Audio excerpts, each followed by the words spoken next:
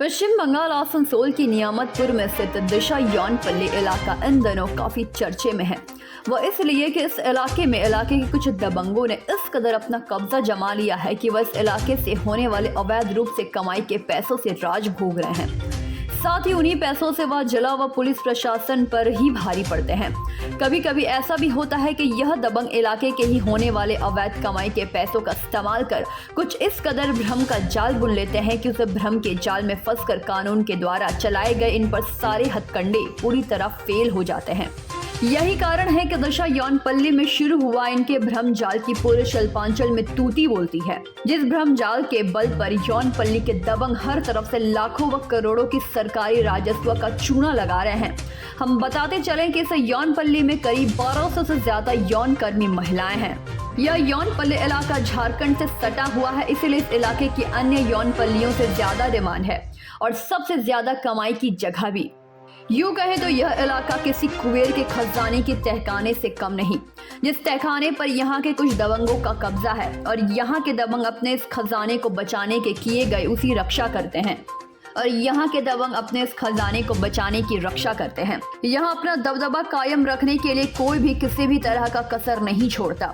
वह हर तरह का हथकंडा अपनाते हैं। इस इलाके के दबंगों की अगर हम बात करें तो इनकी पहुंच इतनी ऊपर तक मानी जाती है कि यह लोग कुछ भी करने में सक्षम हैं।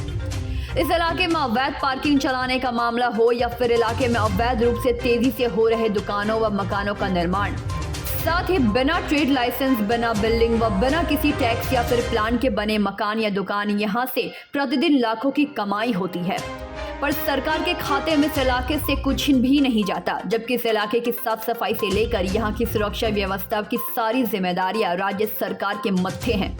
इस इलाके में रहने वाले तमाम यौन कर्मी महिलाएं व दबंग सरकार की तमाम योजनाओं का लाभ भी उठाते हैं।